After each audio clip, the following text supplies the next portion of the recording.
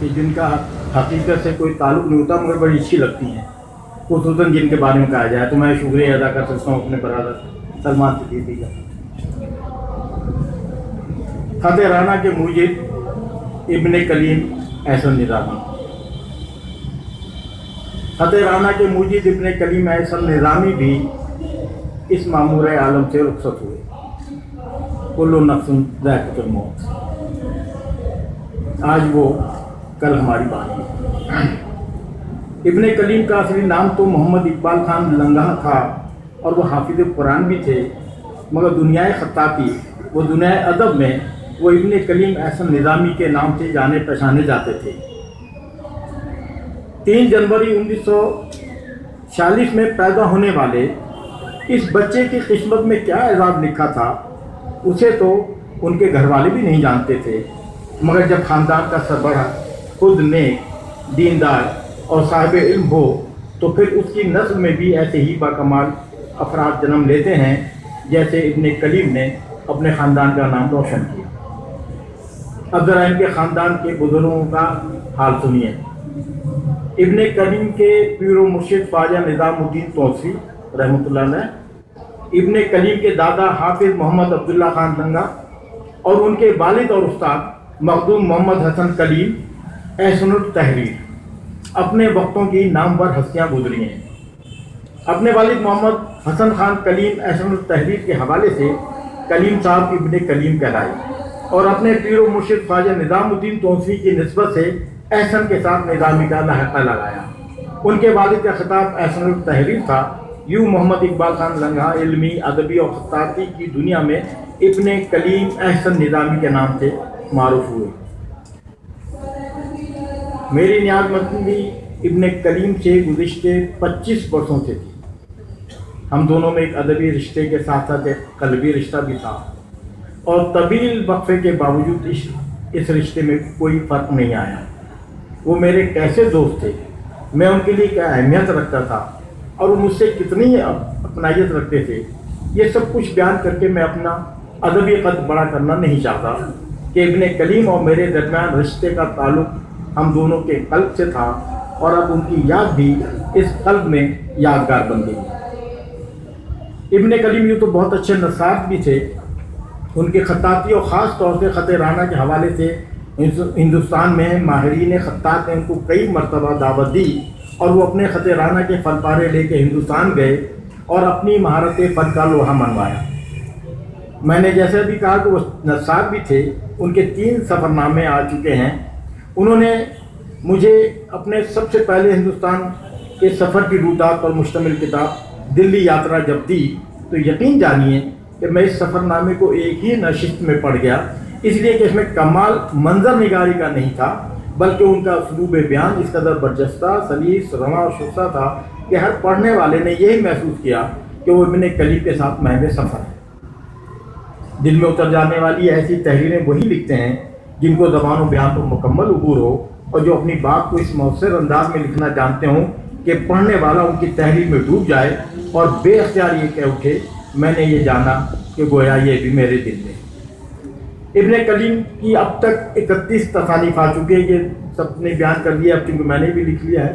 فن خطاطی پہ 8، سرائکی ادب پر 8 اور دیگر موضوعات پہ جن میں سفر نامے بھی شامل ہیں 15 تصانیف شامل ہیں۔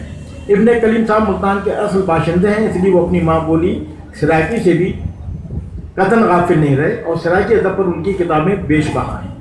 علاوہ ازیں مختلف ادبی، علمی اور خطاطی کے موضوع پر ان کے تقریباً 200 سے زائد مضامین و مقالات ہیں جو ملک اور بین الاقوامی رسائل کی زینت بن چکے ہیں۔ آج جب میں 25 برس آج سے پچھلے مارچ میں میں ملتان گیا تھا، جہاں ملتان کے مشائخ سے ملاقات ہوئی، وہیں میرا تعارف معاف کیجیے گا، میں 25 برس پہلے کی بات بتا رہا ہوں کہ جب 25 برس قبل میں ملتان گیا تو ملتان کے مشائخ سے ملاقات ہوئی، وہیں میرا تعارف بطور ادیب ابن کلیم صاحب سے ہوا اور پھر ان کی خطاطی سے میرے دل میں ان کی عزت و توقیر بہت بڑھا دی، کیونکہ میں نے اپنے لڑکپن میں خوش خطی پر بہت محنت کی اور ہائی اسکول میں اردو، سندھی اور انگریزی خوش خطی پر اول انعام بھی حاصل کیے، مگر سندھ کے ایک ایسے دور افتادہ علاقے میں رہتا تھا جہاں علوم و فنون کا گوزر نہیں تھا۔ میں نے اپنے شوق سے خوش خطی سیکھی، مگر کسی استاد کے میسر نہ ہونے سے یہ شوق بھی بدخطی کی نذر ہو گیا۔ جب تک فاؤنٹن پین تھا میرا خط خوش خط تھا، جب سے بال پوائنٹ پین آیا تو ساری خوش خطی اس بری طرح بدخطی میں بدل گئی کہ اب میں بعض اوقات اپنا لکھا بھی نہیں پڑھ سکتا۔ وہ تو اللہ بھلا کرے کہ کمپیوٹر آ گیا اور اس میں اردو کا سافٹ ویئر بھی ہے، اس لیے اب قلم سے بہت ہی کم اور کمپیوٹر پر براہ راست اردو میں لکھتا ہوں، یوں دوسروں کے سامنے اپنی بدخطی سے شرمندہ ہونے سے بچ جاتا ہوں۔ میں اپنی خوش خطی تک محدود نہیں تھا، بلکہ خطاطی میری کمزوری بھی ہے۔ میری ذاتی لائبریری میں خطاطی پر کئی کتابیں ہیں جن میں ایک دو نادر و نایاب بھی ہیں۔ میں نے خطاطی پہ کئی مضامین پڑھے ہیں، مگر حقیقت تو یہ ہے کہ خطاطی پہ میرا علم اب بھی صفر ہے۔ یہاں میں ایک ایسی بات آپ کو بتانے والا ہوں جس کے شاہد آپ لوگ بھی ہیں۔ آپ بھی میری یہ بات سن کے اتفاق کریں گے کہ ایک خوبصورت چہرہ، ایک خوبصورت انداز بیاں، ایک خوبصورت آواز اور ایک خوبصورت ہاتھ رکھنے والے انسان، جن کے چہرے کو دیکھیے تو دیکھتے رہ جائیے، جن کو بولتے سنیے تو وہ کہے اور سنا کرے کوئی کا حال ہو، جو گائے تو اس کی مدھر آواز کانوں میں رس گھولنے لگے، اور جو وہ لکھے تو کرتاس پر موتی بھی کرنے لگے۔ ایسے باکمال انسان کے آگے دنیا خود مسخر ہو جاتی ہے۔ ان لوگوں کو دنیا تسخیر کرنے کی ضرورت نہیں ہوتی۔ یہ ہنرمند لوگ دنیا کے دلوں پر بسیرا بھی کرتے ہیں اور راج بھی۔ ابن کلیم انہی خوبصورت ہنرمند لوگوں میں سے ایک تھے جن کے ہاتھ کے لکھے خط کو دیکھ کر ہاتھ چومنے کو دل کرتا تھا۔ آج ابن کلیم ایسا نظامی مرحوم کے خط رانہ پر زیادہ باتیں ہو رہی ہیں۔ یہاں میری حاضری محض ان کے ایک عقیدت مند دوست کی حیثیت سے ہے، اس لیے میں اپنی حاضری کو کارآمد بنانے کے لیے آپ کی خدمت میں ملتان کے بہت معروف ادیب، شاعر اور دانشور اسلم انصاری صاحب کے مضمون سے اقتباس سناتا ہوں، تاکہ آپ بھی ابن کلیم ایسا نظامی، ان کے ایجاد خط رانہ کے بارے میں مزید جان لیں۔ یوں میری حاضری بھی کارآمد ہو جائے گی اور میں ان کے بچوں محمد جمال محسن اور محمد مختار علی کے آگے سرخرو ہو جاؤں گا، جن کا اصرار تھا کہ آپ ابا جی پہ مضمون ضرور پڑھیں گے۔ اس سے پہلے کہ میں اسلم انصاری صاحب کے مضمون سے اقتباس پیش کروں، یہ بتاتا چلوں کہ ابن کلیم احسن نظامی صاحب نے اپنے بھائی اور اپنے بچوں کو فن خطاطی سے نہ صرف روشناس کرایا، بلکہ سب کے سب آج ایک ماہر خطاط کے طور پر معروف ہیں۔ ابن کلیم کے چھوٹے بھائی محمد جمیل احسن سویڈن میں ایک مدت سے مقیم ہیں، خط نستعلیق میں بہت خوب لکھتے ہیں۔ ابن کلیم کے بڑے بیٹے محمد جمال محسن جو آج تقریب کے میزبان بھی ہیں، وہ کراچی میں ان کی رہائش ہے، خط کوفی کے ماہر ہے اور فیس بک پر بہت فعال ہے۔ ان کے چھوٹے بیٹے محمد مختار علی جو ایک طویل عرصے سعودیہ میں گزار کے آئے ہیں، اور ایک ان کے اور بھائی حامد اقبال خط سلس کے ماہر ہیں، اور اس فن کے جوہر دکھا کے تو ان کے اور اس فن میں وہ اپنے کمالات دکھاتے ہیں۔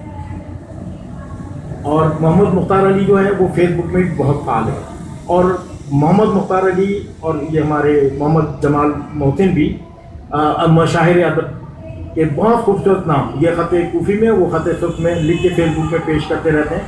فیس بک دیکھنے والے حضرات یقیناً واقف ہوں گے۔ مگر سب سے چھوٹے بیٹے مبشر کلیم اپنے ابا جی کے ایجاد کردہ خط رانہ کو سنبھالے ہوئے ہیں، گویا وہ ابن کلیم کے جانشین ہیں۔ اس طرح یہ مقولہ اس پورے گھرانے پر صادق آتا ہے کہ این خانہ ہمہ آفتاب۔ اب خط رانہ اور موجد خط رانہ ابن کلیم احسن نظامی کے بارے میں اسلم انصاری صاحب کے مضمون سے یہ اقتباس سماعت سنائیے۔ لکھتے ہیں، خط روز روز ایجاد نہیں ہوتی، بعض اوقات صدیوں کے فاصلوں کے خط کی کوئی نئی جہت سامنے آتی ہے۔ مرویہ روش میں مہارت اور چیز ہے، اختراع خط نو اور چیز، اس کے لیے زمان و مکان کی کوئی شرط عائد نہیں کی جا سکتی۔ صادقین نے مصورانہ خطاطی میں جو مقام و مرتبہ پایا وہ محتاج بیان نہیں۔ چغتائی کے بعد صادقین کی مصورانہ خطاطی ہماری بصری فنون میں سنگ میل کی حیثیت رکھتی ہے، لیکن کسی نئے خط کی ایجاد کا دعویٰ نہ صادقین نے کیا، نہ جدید نقد فن نے ایسی کوئی اختراع ان سے منسوب کی۔ اس لیے خطاطی کی تمام تر تحریریں خط شکستہ کا جمالیاتی نقطہ عروج ہیں۔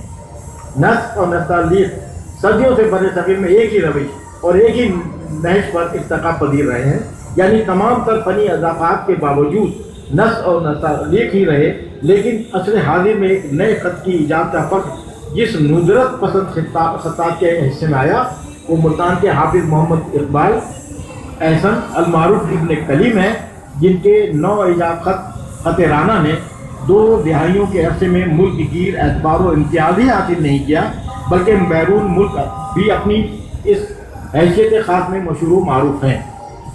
بے شک جو اس کی دین ہے جسے پروردگار دے، لیکن توفیق بانداز ہمت ہے حضرت سے، ایسی اختیارات اتفاقات کا نہیں بلکہ طویل ریاضت اور جگر سوزی کا نتیجہ ہوتے ہیں۔ اور یہ بات ہے کہ ابن کلیم نے خط رانہ عین جوانی کے عالم میں ایجاد کیا، اس سے اندازہ کیا جا سکتا ہے کہ انہوں نے کس عمر میں قلم ہاتھ میں لیا ہوگا۔ اب بات ہو جائے خط رانہ کی، خط رانہ میں کیا کیا خوبیاں ہیں، کیا یہ ایک مکمل خط ہے، کیا اس خط میں فنی اور لغوی مفہوم بھی رانائی کا حامل ہے، کیا یہ ایک اسلامی خط کا محافل ہے؟ اس موضوع پر بھی اسلم انصاری صاحب لکھتے ہیں، نمبر 1 کہ خط رانہ کے بارے میں پہلی بات جو فنی شواہد کی بنا پر کی جا سکتی ہے وہ یہ کہ یہ ایک مکمل خط ہے، یعنی یہ ایک انفرادی انداز تحریر یا لکھنے کی ایک روش نہیں بلکہ فنی اعتبار سے ایک باضابطہ اور مکمل خط ہے۔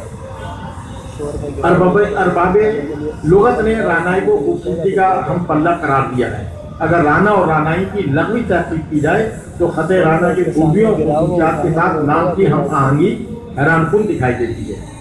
نمبر 3 خط رانہ میں اسلامی خطاطی کی جملہ خصوصیات کسی نہ کسی شکل میں موجود ہیں۔ نمبر 4 خط رانہ قرآنی خطاطی کے لیے ایک موضوع خط ہے۔ نمبر 5 خط رانہ توغرا کا ایک ترقی یافتہ اور ترقی پذیر بدل ہے۔ خط رانہ کی اور بھی خصوصیات ہیں مگر یہ موقع اتنی طویل تقریر کا نہیں۔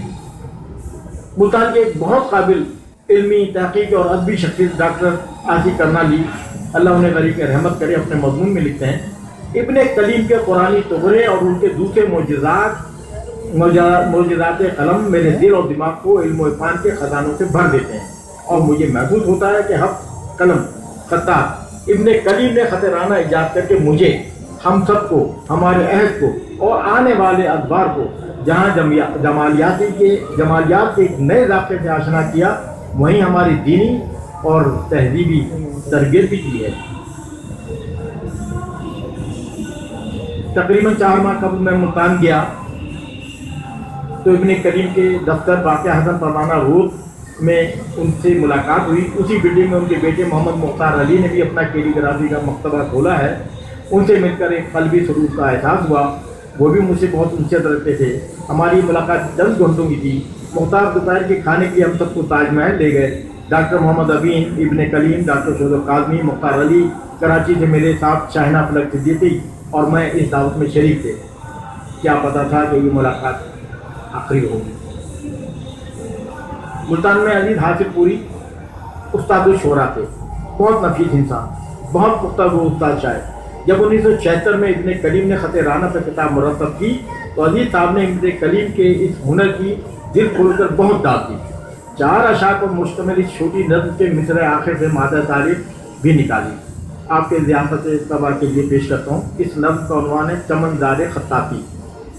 جنوں کو اہل خرد گرچہ عیب کہتے ہیں، جنوں کو اہل خرد گرچہ عیب کہتے ہیں، مگر جنون ہنر ہے کمال دانائی۔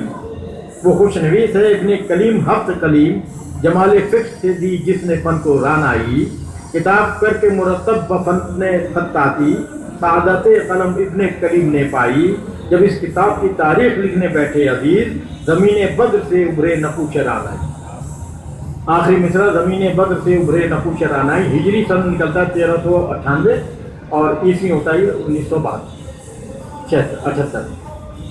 آج ابن کلیم ایسا نظامی ہمارے درمیان نہیں ہے، مگر وہ اس لیے قابل ستائش ہیں کہ ان کی یاد نگاری کے لیے ایک نہیں 2 سبب رہتی دنیا میں موجود ہیں، ایک ان کی خطاطی خط رانہ اور دوسرے ان کی سعادت مند اولاد جو اپنے والد کے نقش قدم پر چل رہی ہے اور فن خطاطی کی شمع کو ہمارا وقت روشن رکھا ہوا ہے۔ ان دونوں نسبتوں سے ابن کلیم ایسا نظامی ہمیشہ یاد رکھے جائیں گے۔ سکندر علی وجد نے کیا خوب کہا ہے، جانے والے کبھی نہیں آتے، جانے والوں کی یاد آتی۔ بہت